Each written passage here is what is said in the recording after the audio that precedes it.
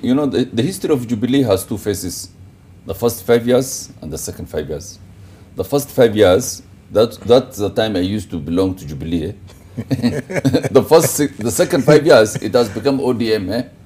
So it is, you know, let me tell you, and this I'm saying it seriously, the problems of this country happen when ODM, you know, joined the government through informal process.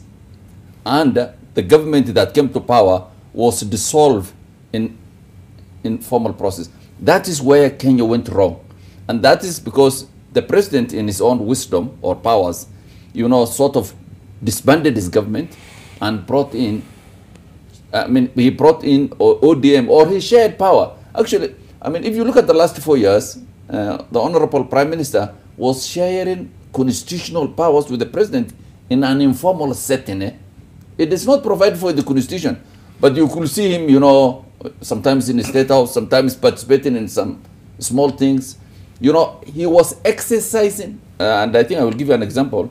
I think there was one time, was it petrol that was increased or something? He said he will intervene, and the next day, the price was brought down. So he was exercising constitutional power extra-constitutionally, extra-juridically, what scholars call it, in a manner not provided for the constitution. And the Deputy Prime Minister could not exercise his powers given to him by the constitution because he was stopped from doing this. So the country, in terms of constitutional, rule of law, democracy, the damage we have suffered the last 4 years because of this informal setting, because of ODM just, you know, coming to power.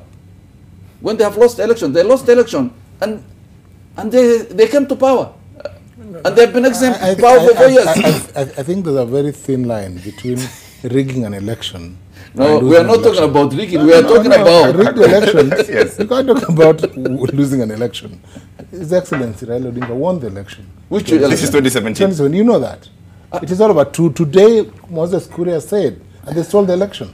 No, he lost by 1.4 million, and you know that you have done the petition. You know the irregularities. You know the petition, but you know. But the main point is, James, let me say this, that the informal exercise of state power, it is not correct for my lion friend Ambena citizens to say that there was informal exercise by the Prime Minister of state power.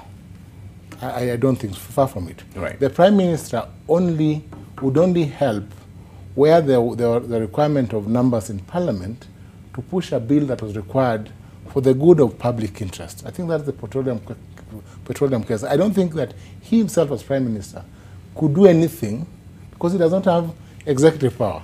The prerogative powers, constitutional prerogatives, reside in the President, in the presidency. So His Excellency, the Deputy President, cannot run away from the reality, the constitutional reality, that whenever the president exercised any form of state power, he was part of that state power, whether present or absent. How should we read what then happened with the handshake? Because this question keeps coming up again and again. The handshake was about 4 pillars. It was about delivering peace after post-election violence and the turbulence we went through, the momentary turbulence we went through. It was to quieten the country, bring peace, bring back development, industrialization, focus on housing, ensure that there's delivery to the public. Did it change the structure of government? It did not change the structure of government.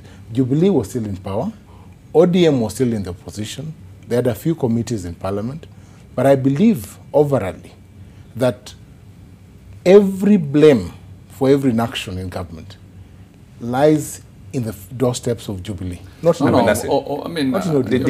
handshake change the... Of course, it changed the structure of government. Informally, you know. You see, informally. Yes. There was no constitutional amendment that changed the structure, but the moment the handshake when we witnessed the handshake, the Jubilee government was sort of disbanded, and the president could run the government as one person. When he wants advice, as they call it, I think there was brotherhood that was created.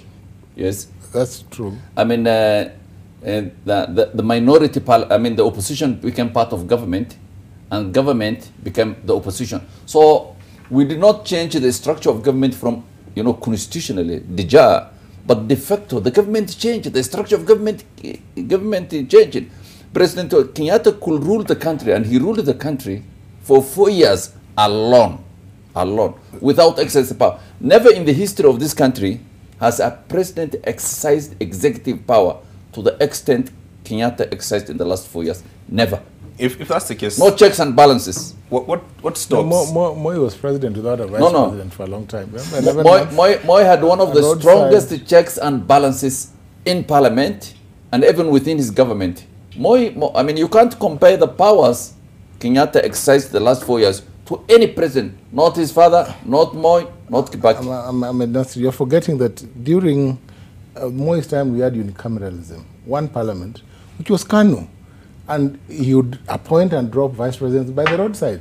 You can't compare that to this time. But this one, there was no vice president here. We have Senate, we have Parliament, we have members from different political parties, and essentially the ruling party was your party, Jubilee. No. I mean, in all fairness, we did not have a ruling party the last 4 years. There was no ruling party. The consultation with the Prime Minister was minimal on perhaps a number of questions, and on many social questions they appeared together. Maybe they consulted, but it was never on a constitutional pedestal that you'd say that this action was undertaken at the behest of the president and the prime minister. So I'll ask this. The president and his brother. So I'll ask this. So who takes the blame? Because there's clear distinction now, at least in the political terms, of first term and second term. And there's apparently a handshake, second term, first term was Jubilee, second term. So who takes the blame? Jubilee. No. You know, historians will tell us that the handshake was one of the most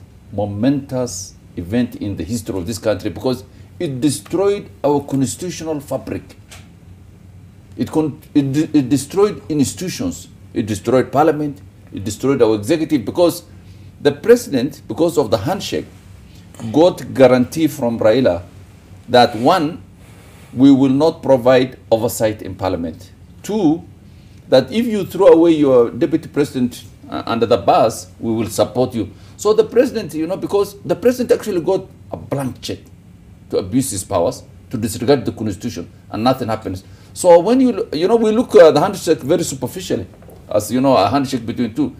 The handshake was a constitutional overthrow of the constitution. Yes, we did not have a constitution the last 4 years. But Ahmed, here's the question: what stops? You know, if we go through elections, as perhaps we'll go through this, that you know it's heavy and it's heavily contested. What stops, say, His Excellency Ruto having handshake with His Excellency Raila? Well, no, it's His Excellency. Yes. Did you say who? His Excellency Ruto and His Excellency Raila. Who is the president here? Whoever becomes the president. What can we start with? Okay, His Excellency Raila, His Excellency. So what stops another handshake? What is that worst thing with the handshake? No, but you see, the handshake was undertaken by the president and the prime minister with the sole purpose of destroying the political base of the deputy president. That was the essence of it. All these other things are, you know, side effects and peripheral. The thing that brought Raila and Uhuru together to do the handshake was to target the deputy prime minister. Yes, I mean, there was a unity of purpose. Yes, everyone. Uhuru wanted to destroy his deputy. Raila wanted the deputy to be destroyed. That's why they came together. That's why they compromised on so many things, and that is why, you know, they had that political stability in the last 4 years. Yes. No, you are refusing this. James, on the contrary, the handshake came about in the public interest. His Excellency Uhuru Kenyatta wanted to take a different course and focus on development. Remember in his speech. But what development? Development. Which ones? Like what? We see development. Like where?